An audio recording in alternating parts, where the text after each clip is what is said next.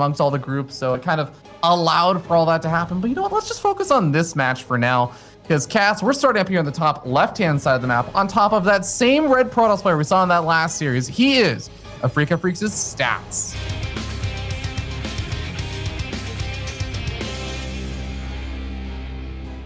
Bottom right-hand side. His hair is not exactly perfect right now. It is the GSL champion, TY. Like, you can tell he brushed it with his hand at some point, you know, in the... Oh! No. Much like his hair, his plans are foiled. Oh, no. Not the great start there, where it's you know, Cats, I have to say, it feels a little weird for TY to pull that off or try and attempt that when even against Hero Marine, which we were attributing to the fact that maybe Seth just didn't know Hero Marine very well. But I think TY is a player that absolutely will go for proxies and stuff, as we just saw. Like, it's weird to me he would attempt it after seeing how much Stats was scouting every single game. I completely agree with you. I mean, if he was watching those games, he should have seen that Stats was especially very diligently around his base, right? Like, he wasn't going for any weird scouts or early scouts across. Like, he was just scouting around his base in the same way that he did this game, and I mean, that's gonna pay off right away for Stats. It's a difficult position for TY, but not all is said and done, of course. I mean, I think it was even more difficult to drop that mule for Big Gabe, and he made a game out of it, so anything goes. Yeah, absolutely. You know what actually even makes me think is that Stats, maybe like he was kind of approached this group saying, okay, well, I have 2 Terran players that are pretty good, Hero Marine and TY. I feel like it'll just use the prep that I have for TY, and it'll probably be fine. Like, that kind of maybe is part of the reason why he's also just playing a very similar way and doing the same kind of scouts and everything. And I could actually see it being just one of those situations for TY, which I don't know 100%, but maybe he just kind of said, like, well, you know, he's scouting around, but this is what I planned in practice. Like, if I get this map, I'm going to do this. So yeah, he that just is a very good point. Yeah, I think if you're gonna choose one of the two, you choose the GSL champion, right? At the same time, it's like the Europeans have been doing so well that I feel like I don't know, maybe it's not just a way to underestimate them. And I mean, it doesn't matter so much at this point in time, as Stats did defeat Hero Marine, but we'll see what happens after this series. 2 Hellions are gonna start chasing this Adept, but the second Adept joins in, and that's gonna be enough. One of the Shades, however, a little bit limp. Yeah, it's worth noting that in the first series that TY had played, there was this like the high ground command center that came down a little bit earlier than this, when he thought that Nice was playing a little bit strange. So there is maybe a small chance that Stats thinks like, okay, maybe you do have a command center on the way, but I think he should absolutely be respecting the potential. This is one of those faster one-base plays. There is a proxy that is out on the map right now. Yeah, and it's gonna be for a Hellion drop. It's very well timed, and the Hellions have carved their way through so fast and onto this medevac almost without stopping at all. So this is gonna hit as fast as possible for TY. Yet still, Stats is good enough to smell it, and as he positions his Stalker and Adepts, I'm not sure if he's gonna be able to find enough with his Hellions. Remember, 3 Hellions, Ravi, are enough to one-shot probes, so 4 have already gone down. Stats finding decent lines. 5 go down, and that's not too bad, keeping 2 Hellions alive as well. Yeah, and there's a full wall up, or there was a full wall up. He canceled the pylon. Oh no, more Hellions come in, and there's no shield battery. Heal up these probes. Oh, this is already good damage. He needed the other shield of ire, the shield battery of ire, my dude, because that is just not good, Ravi. That was so many losses. Yet still, Stats keeps a small probe advantage, but you know, that's kind of somewhat expected. Oh no, this Hellions, Ravi, again! No! Not like this. 19 probes have gone down total. Make it stop. Make it stop, Paulo. I've seen enough. No Protoss player needs to suffer this kind of battering. Oh no. Okay, well. So Paulo, how do you feel about Stats' position in this game? It's rough, Ravi. I mean, it's so sad too, because like you pointed out, he was walled off already. He was looking for the potential for this to happen in order to have his units up the ramp. But I mean, TY is so very good, rallying the next 2 Hellions. And yeah, now Stats is gonna have to look for a miracle here. He spreads his units, looking to try and find and intercept medevacs and so on. He soaks up the damage with one of these stalkers here, putting one of them in range of that Liberator. So very well done by him, but yeah, he still has some catch up to do. Yeah. I think if there is someone who can try and find some sick pressure play, or, you know, micro with a probe that has cats in its mouth across the map, it would be someone like Stats, but this is definitely not looking super ideal for him. I'm waiting. Okay, Cats, does he attack in with a probe, or? I would have liked it at this point because it has a gas as well. I feel like it would just really go to confuse TY. You know, he'd be like, okay, wait, like it's like, you know, he's gonna lose some processing power there, like trying to figure out what a probe with gas is doing there, not just a regular probe. Okay, Stalkers gonna blink forward onto the siege tank. They do find opportunity over there. The second siege tank though is gonna stay alive, and those Stalkers take quite a bit of damage. The Adepts also, I think, do get unloaded over there, and an empty medevac. Yeah, it's a very cute. Oh, is he gonna try and bait a recall?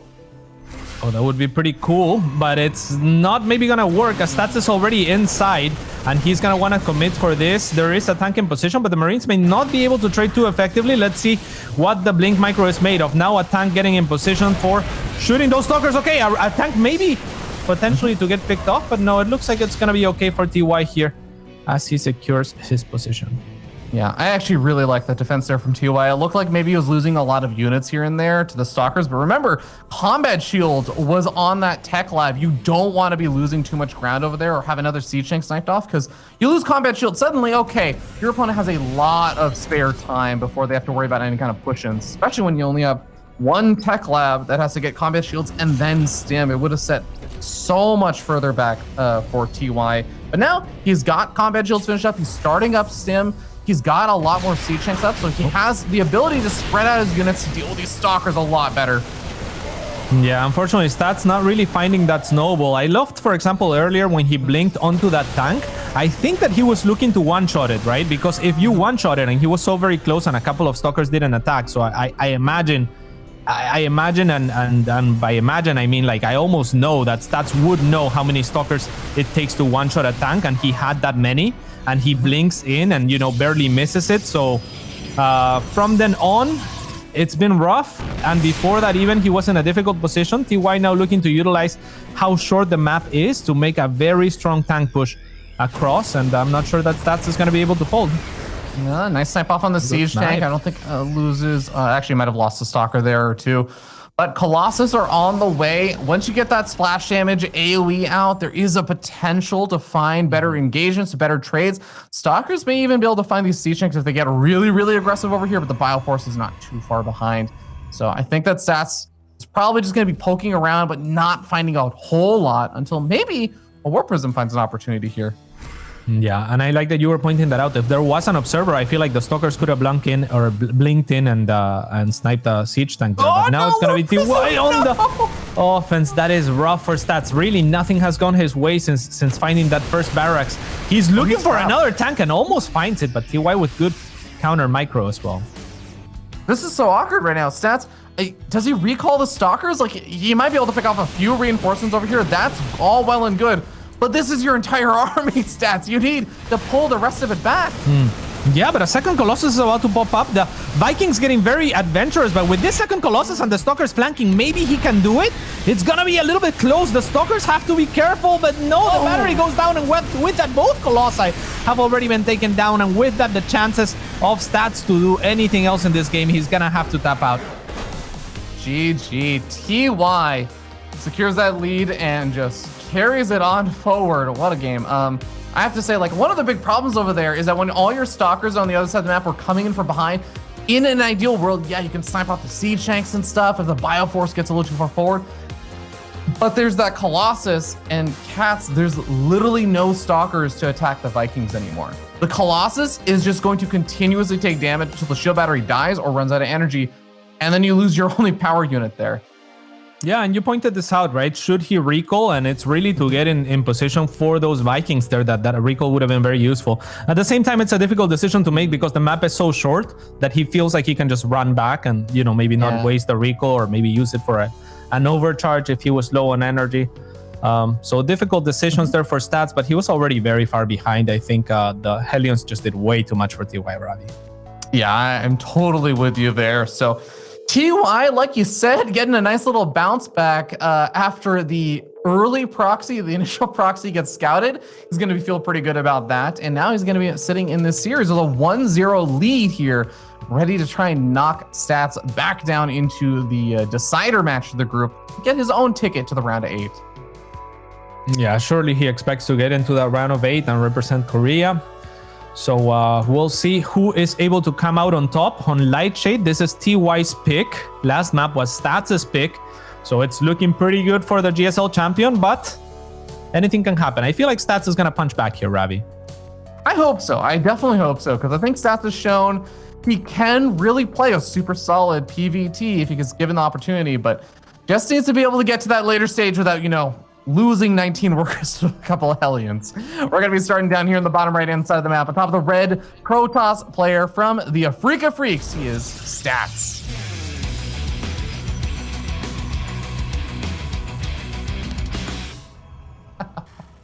What happened? There's already an SCV out, cats. Oh, nasty. And it is the SCV of this man, the GSL champion and blue Terran player, TY.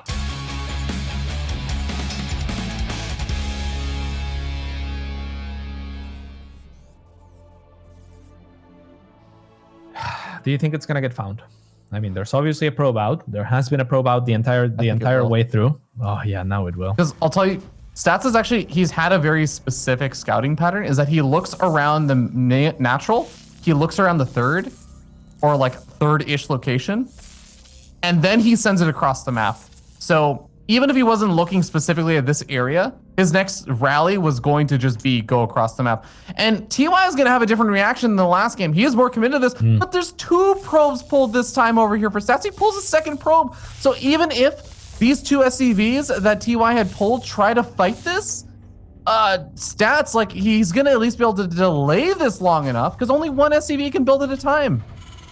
Yeah, I gotta say, I would have much rather seen Stats not show his second probe, because then they can show up at the same time and, you know, be annoying. Whereas now TY can kind of plan around that and already has brought an extra SCV.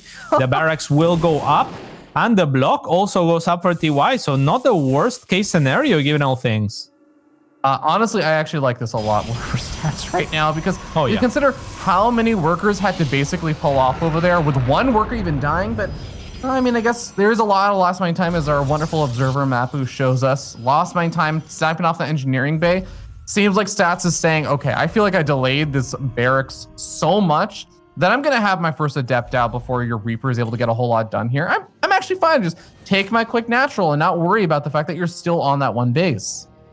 Yeah, I completely agree with you. I'm not trying to say that Stats is in a bad position by any means. I think that was all in all good for him. I just thought it could have been much better for him. I think it could have been game ending for him if he just you know, makes it so that barracks can't finish building. There wouldn't be a Reaper here right now. There wouldn't be any tech going up on the side of TY. Also, the SCV that built that eBay was on red health, so the probe could have picked it off right away if he was paying attention. So there are little things here and there that Stats could have done that would have just put him in a winning position outright. So TY being in this game still is, I think, good news for him.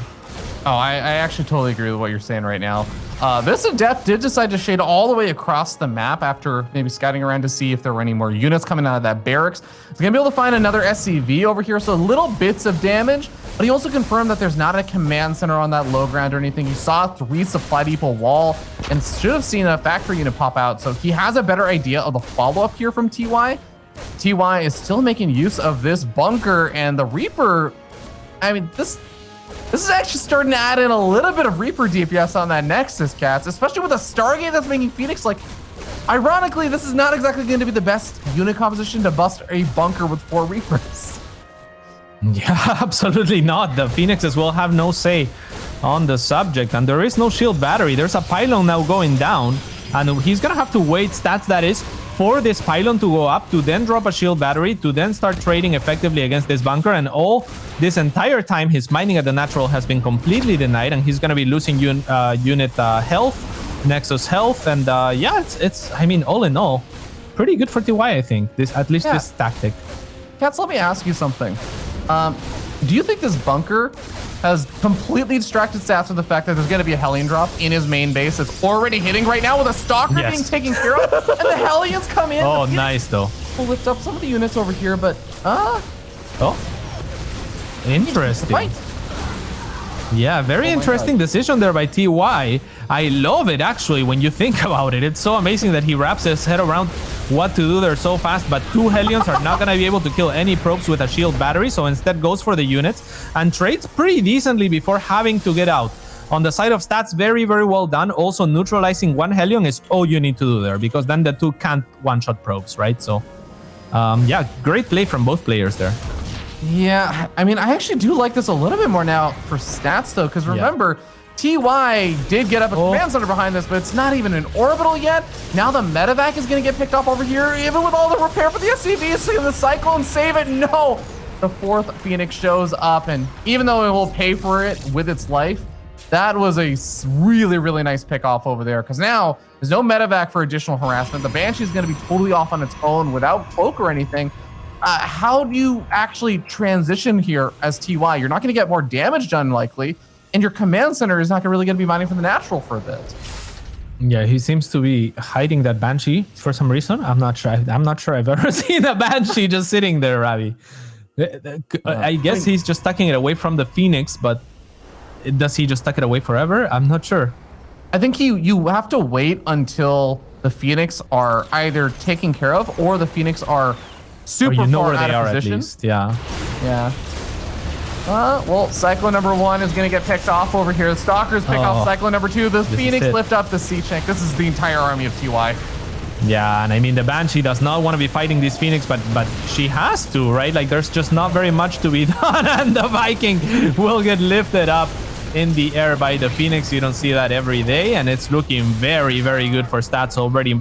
Nearly 20 supply ahead, and still with army remaining here, though. Those Phoenix, you know, they can't really do infinite damage, so that's the good news for him. He's not gonna die. Yeah, well, I want to believe that right now, Cats. It's just looking very, very awkward here for TY, because even if he doesn't die just yet, especially with a Sea-Shank coming on forward, there's even more Stalkers rallying forward. It's just so awkward. TY just wants to be mining and playing catch-up right now, and instead he's dealing with these SCV pulls to ensure a bunker gets up. He's dealing with this micro over here for the Stalkers, make sure that they don't just pick off SCVs from afar. Like, this is all exactly what TY does not want to have to be dealing with right now. Yeah, even having to use 1 scan to see what's going on at the natural of Stats, and he's gonna spot a transition. Stats is not overcommitting to this. At any rate, TY does have a CC finished for his 3rd, and you know, I think we saw Big Gabe kind of pull something off where he kind of stabilized, though this map not nearly as choky, and the 3rd base is kind of a little bit further away. This is gonna be a very open 3rd for Stats to contest if he wants to. Yeah, I'm 100% with you there, especially with how Zealot heavy we've been seeing some of the Protoss players playing today. That is going to be a very, very solid option. We see Charge starting up. We see a lot of gateways being flooded out with the 3rd command center, or 3rd Nexus. Now it's starting to get much, much better mining with 61 workers on it. This is Stats really, really shelling out for that later stage game in a sick economy. Yes, indeed. I mean, his trades were not very good. The ones that tank came out, those Phoenixes are very expensive, and they are, I think, mostly gone, right? Just only 2 remain. So, you know, Stats is kind of trying to get more ahead and securing himself more and more of an economic lead, a little bit oversaturated on this base. And Templar Archives actually going down at the 3rd as well, not something that I see every day. Seems a little bit vulnerable, but all in all, yeah, Stats is kind of just sitting back and stabilizing and going towards his comfort zone. It's like, this is a free ticket to my comfort zone. I just kind of wish that he was more willing to push the issue, though. Yeah, I'm kind of with you there. I do feel like I agree with the idea that the 3rd base on this map with how big of a lead it felt like Stats had, could have maybe been contested a little bit more, but going for the 4th base and adding on Templar Archives, doing all this other stuff, I do wonder if he's going to be able to do as much pressure over here. And if it's going to, like you said, kind of give TY also a chance to stabilize a little bit. Just, you know, the longer the game goes, as we actually see double factories being added on as well. I mean, yeah, this is like straight on mech at this point.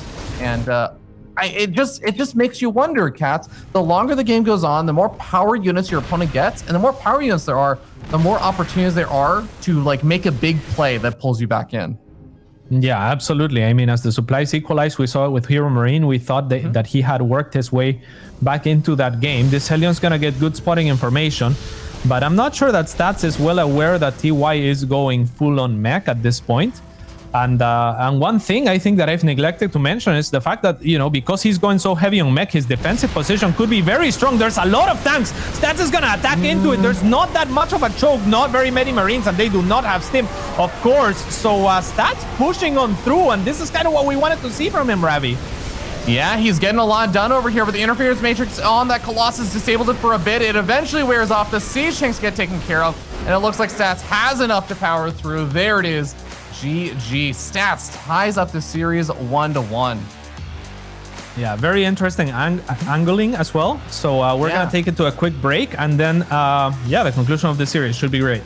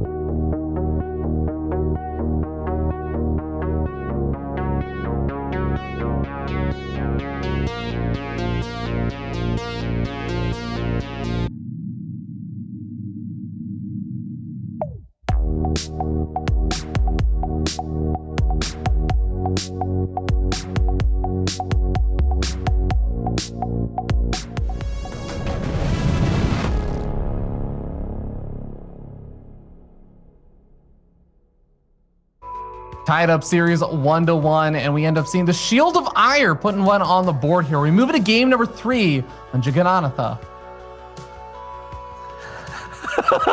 that was so on purpose, right? You're baiting so hard. I know. What did you call it? Jagannatha? Jagannatha. Right? You know, there was a Reddit thread, and they were claiming that the spelling was Jagannath or something of the sorts. So here's the thing, Paulo, is that I'm making a very deliberate point. I want everyone to know I know how to pronounce it correctly. I've done it. I made a video telling people how to pronounce it correctly, and then I make the distinct decision to not pronounce it that way. It's an intentional decision. But can we hear the correct pronunciation, Ravi? Bless it. Okay, it's like Jagannath. Jagannath. Is that good? Yeah. Nice. Or we're gonna call it Jagannatha. I like that better. Much more fun. All right, guys, we're gonna be starting down here on the bottom left-hand side of the map on top of the blue Terran player. He is TY.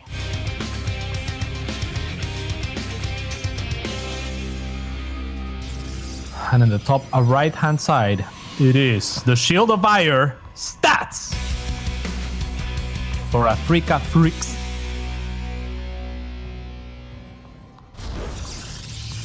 All right. Do have a barracks coming down at home for TY, first time in the series. Worth noting.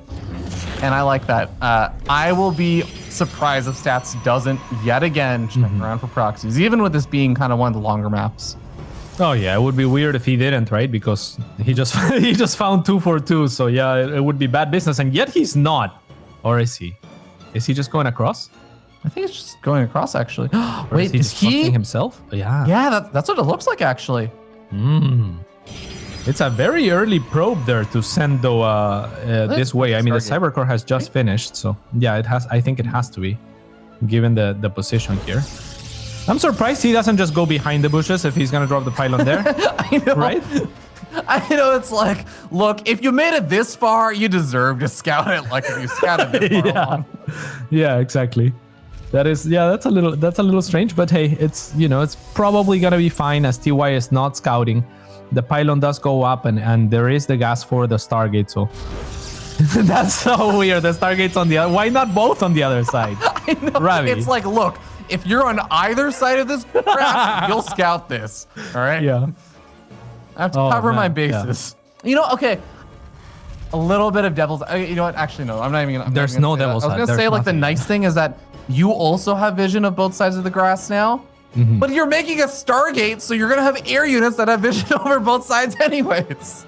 Yeah, it's just strange. I mean, I guess there could be a situation where a Marine spots the pylon and thinks, oh, he's gonna warp in like gateway units or something weird. I don't really know. Oh, it's gonna be void. Yeah, what a nifty. So this is gonna be a shield battery position, like you're hinting at, Ravi, and there's a depths also being made. So this is gonna be somewhat of a committed attack. Will he be able to delay the CC? That would be huge. Oh, that'd definitely be very nice, because at SCV, even having to pull off for this long is going to be really, really annoying. Another SCV was also pulled both to help out with soaking up some of the adept shots, but also it's an extra SCV that can help finish up this command center. So this SCV gets picked off. Another SCV already there. A very aggressive pile. Okay, if TY did not suspect something earlier, they should why is he running? Suspect it now. Oh my god, and he ran towards his proxy stats. I mean, it's almost like he was giving it away to a certain extent, but TY not really reading too much into it. Now there is the Void Ray out, however, and things are gonna get hectic for TY. He has no anti-air, Ravi. I think Stats is doing it. He does not care. The proxy is in TY's face. There is a bunker going up. There is a mine now that's gonna help to zone out that Void Ray, but yet still he has a very good position to get rid of add-ons and whatever he wants, really. This supply depots. As soon as the shield battery's finished, I actually just want to see that Void Ray absorb the Widow Mine, because you can absorb one of those hits. There's a very low Marine count right now. You can just absorb it, heal up, and be fine. Just don't take the hit on both of those. You don't want that Widow Mine count to grow to a point where you actually just start getting zoned out of, say, the mineral line or your retreat path. Yeah, I'm completely with you. I think that is a great point to make the Widow Mine. However, it does not go up. All right, one thing that Stats has been doing that is fantastic, though, is resetting the count of the other units so that he can still do exactly what you were saying, absorb a Widow Mine shot and heal up. If there is enough units doing damage with the Widow Mine, there's potential. Wow, godlike. All right, one of those Void Rays is finally going to absorb it, Ravi. Yeah, I think that Sass has just got a little bit too much at this point. Yeah. So he's fine now. Even with a single Hellion on the other side of the map, Warpgate was actually researched for this. It wasn't even like the crazy, I'm not doing anything except making Void Rays play. So he has what he needs to defend back at home against light harassment like that. And at this point, you just get free supply depots. Yeah, at this point, I think you run the Stalker into the if not, oh, he was trying to bait both mines. That would have been cool. Is that a thing that you can do with the Stalker? Potentially, Sure. it's very, very difficult, I think, because of the overkill detection for the units makes it very difficult. Oh no, he's gonna end up sacrificing one of the low hit point Void Rays over there, so he just ends up losing that. He's going after the Vikings. He's gonna be able to get one of them. Should be able to get the second one. Stalker gets surrounded, but now he can just target fire down the Widow Mine. And that's all of the units. The dancing coming out from TY. He says GG, effectively giving his congrats, as he just got knocked down and loses